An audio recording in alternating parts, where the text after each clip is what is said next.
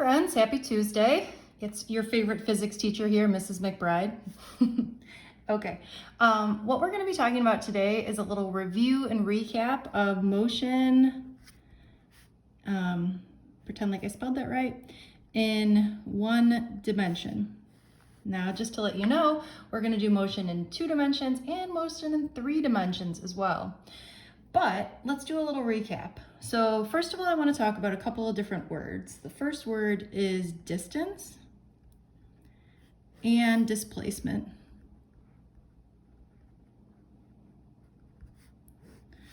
Okay, distance and displacement are sort of the same, but kind of different, right? So they do the same things, but one of them is a vector and one of them is a scalar. It's the same way of saying like TikTok and YouTube are both channels for sharing videos, but they're not quite the same, okay?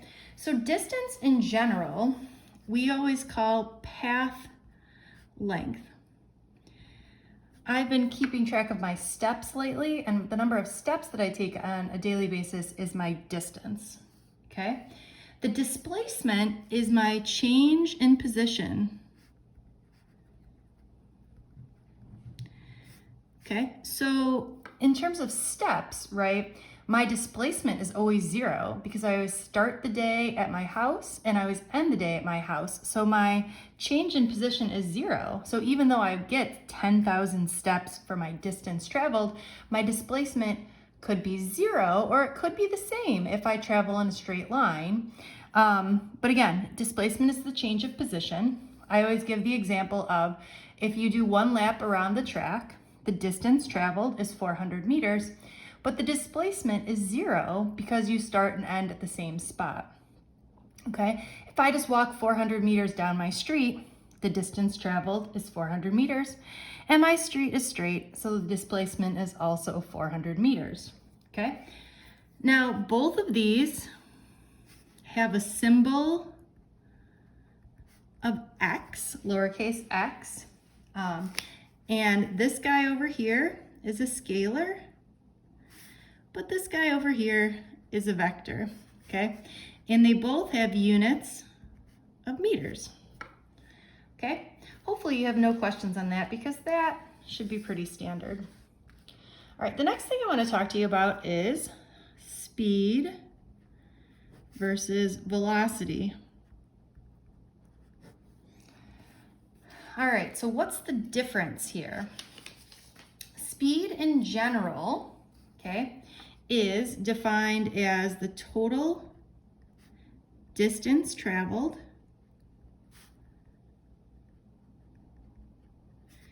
in a specific time. Okay, now do you notice that I use the word distance here? That should make you think that speed is a scalar. Again, remember, a scalar is something that has magnitude only, no direction. We'll come back to that later. Velocity is very similar, but not the same, okay? This is the total displacement in a specific time. This guy is a vector. If you're traveling in a straight line, your speed and velocity are the exact same. It's only when you start and finish, you know, like traveling in a circle, where your speed and velocity really aren't the same, okay?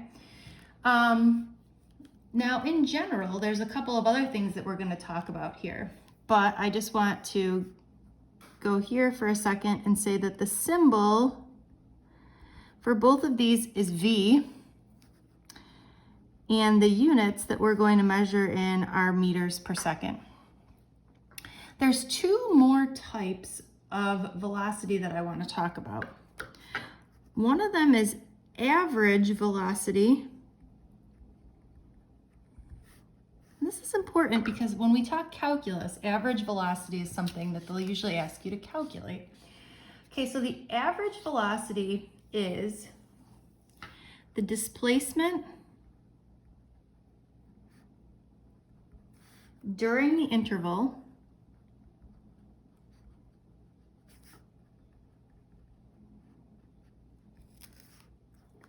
divided by the time interval. Okay, or we would define the average velocity. We would define the average, oh my gosh, third time's the charm. Average velocity as the change in displacement over the change in time. Sometimes people get confused with this because like an average, normally if you wanted to find the average of your test scores, you would take all of your test scores up and divide by that number. Okay, this is not that, right? I'm not taking all the velocities and adding them together. I'm doing the change in displacement over the change in time. You'll see where that becomes important later. The other one that we're going to talk about is instantaneous.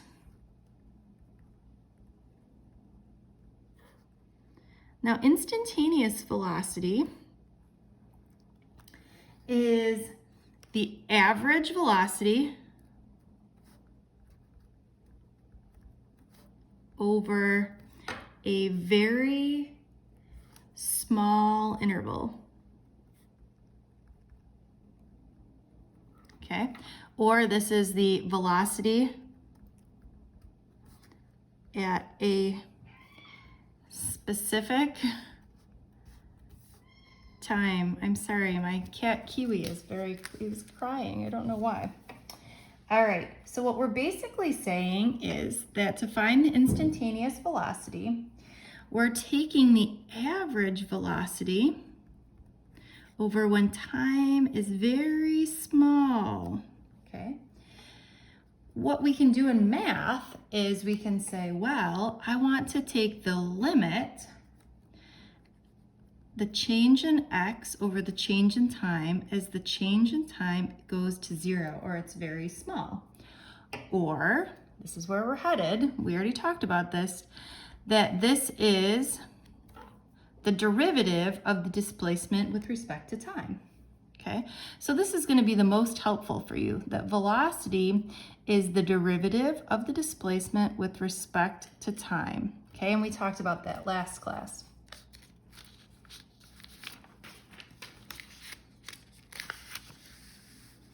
I don't know why I needed 900 pieces of paper here. Clearly we weren't going to take that many notes. All right, last sort of definition for you is acceleration.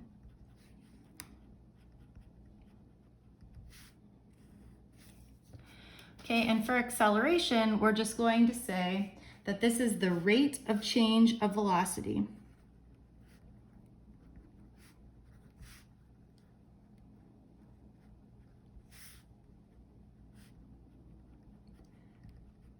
Or, if you see where I'm going here, we can really say that the average the average acceleration is the change in velocity over the change in time, okay? Or we can say that the acceleration is the derivative of the velocity with respect to time. Or, since velocity can be written like this, we really get this. If I combine all these, I get d squared x over dt squared, or basically this is just saying it is the second derivative of x. Take the derivative twice. Okay. All right, so let's do at least one example problem together. Ready? Let's say, for example, I have something, let's call it a hockey puck, that moves with this equation. X of t, or its displacement, is given by 2t cubed minus 5t plus 6. And there's a couple of things I want to know. First of all, I want us to find v of t and a of t. Okay, so I want to take the derivative to find the velocity and the derivative to find the acceleration. So pause the video, please, and let's do that. Hopefully you said when I bring down the 3, I get 6t squared minus 5. And when I take the derivative again, when I bring down the 2, I get 12t, and the derivative of any constant is 0. So just so we know, is the velocity constant? No, because there's a t in there. Is the acceleration constant? No, because there's a t in there. All right, next what I would like to do is I would like to find when is the velocity 0? Or basically, when is this hockey puck going to stop? Well, I can start by using the velocity equation and plugging in 0 for the velocity. Okay, so I'm solving for t from here. Let's add 5 to both sides, or I get 5 equals 6t squared. Divide both sides by 6. Take the square root, and I get that t is equal to the square root of 5/6. Now, if you want to be technical, we could say that it's both the positive and negative square root, right? So there could be 2 spots where this is stopped, but it doesn't make sense that it would be stopped at negative time because in physics there is no such thing. Okay, so for us, we're just going to say that the time that it stopped is a positive 5/6 seconds. Your calculus teacher might say, well, that's not quite right, but in physics that is right because there's no such thing as negative time. All right, now the last thing I wanted you to do is let's go ahead and calculate what is the average. I wish I was writing in pencil. It doesn't show up on the video as well. Okay, so I want to find the average velocity. So we said the average velocity is the change in distance over the change in time. Okay, so my question is, well, what's our time interval? Well, let's go from time equals 0 seconds to time equals, what do you think? 2 seconds. All right, so the first thing we really need to do is we need to figure out, well, what is x when time is equal to 0? So I write this like this. Instead of x of t, I write when t is equal to 0, right? Okay, so when t is equal to 0, we would go ahead and plug in 2 times 0 cubed minus 5 times 0 plus 6. Or we should find that this is 6. When x is 2, we would do 2 times 2 cubed minus 5 times 2 plus 6. Now, I can't do that in my head. Maybe you guys can. Let's go ahead. So I would do 2 times 2 cubed minus 10, 5 times 2, plus 6. And I would get 12. Okay? So for me, when I'm doing the average velocity, I'm doing the change in x. Oh geez, there's Kiwi. He wants to play. He just brought me his ball over because he's like a dog. I'm gonna throw his ball and off he goes. Okay, change in x over change in t. Okay, so my change in x goes from 12 to 6. This is where I ended up, right? And my time changed from 2 to 0. So for me, I got 6 over 2, or my average velocity to be 3 meters per second. Again, this is just the average velocity. This is not the instantaneous velocity or the velocity at a specific time. We don't know if this hockey puck even ever went 3 meters per second. All we know is that the average of its trip is 3 meters per second, okay? What you are doing next is I've got some practice for you, appropriately named motion and derivative practice, go figure. Okay, so what I'm going to do is you guys are going to do that and then you get to send me a picture. I'll have a video for you to walk through. Actually, I don't even need you to send me a picture. We're gonna take a quiz on this and that's how I'll know if you did it. I'll post a video that goes over how to do this. And if you want, just try it on your own and then fast forward to the end of the video and check your answers. Bye, friends.